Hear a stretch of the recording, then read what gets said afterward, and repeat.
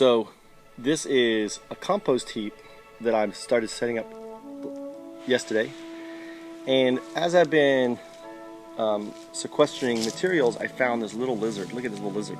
And I'm going to talk about it. So this little guy is in deep hibernation. And I put him on this on the stone here, so there's a little bit of sun on it to warm him up. Now I've got pictures on Facebook where I have a beautiful lizard, and maybe I can put him in this video. But you'll notice this is not just, you know, a compost heap. It is now becoming basically a habitat for these lizards to live. And one lizard I've already let down, and now most people see this little bowl as kind of scrap. When the rain catches, this little watering dish. So what I've done here is I've created this little microcosm, right, for lizards and other beneficial. And I want this lizard to live. He's a beneficial predator for our garden. And let me show you where I found him. Basically, what I'm doing right now is bringing together all the resources that I have in one location, stacking them up. So I'm going around the entire property, and basically over here there's a pile of bricks.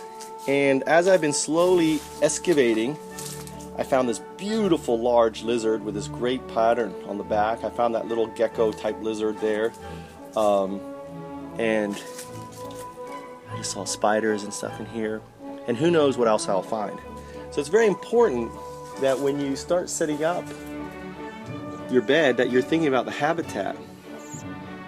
You know, these guys are our friends, and we spend so much time doing habitat destruction. The traditional way to do gardening and everything else is basically, oh, I need a compost heap, let me go to Lowe's and buy one. Well, when you buy one and you put it in there, the big plastic thing that you buy for $100 or whatever it is, you're destroying it. It's much better to take the resources that you already have on your land, like I have, and engineer something that also becomes a habitat for it. It takes a little bit more time, but what you're doing is the payoff for the environment. You know, having lizards that can reproduce and have a whole garden full of lizards, because right here, the center area is actually going to be our herb garden. So what I'm doing right now is bringing together all the resources in one location. I've got the pile of wood over there, I've got the bricks that I'm sorting out, everything else. And ultimately this becomes my base of operations. This is where I can see what I have, what I can build, what do I need, and build. And it's kind of funny because when I did not design that compost heap with the idea of a habitat. I wasn't thinking, oh, I got to create a habitat. It was just intuitive. I just started building it, and I was like, you know what? I got these stones here. Let's use these stones and everything else.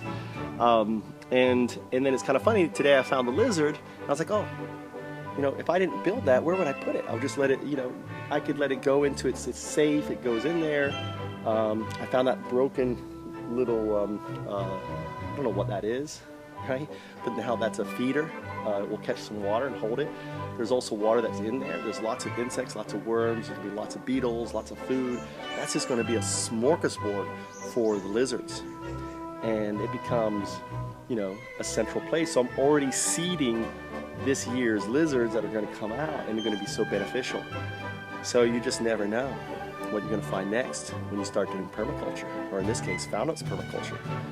Let's talk about this house. This here is basically a partnership with Entrepreneur Island and Foundups Corp. And basically what we're doing, we're setting up our first Foundups House. So Foundups House is a place where you learn about sustainable living, everything from cooking, everything from seed collection, all of this stuff. You also learn permaculture. We're going to put solar panels, and you'll build them and learn how to build them, how to install them.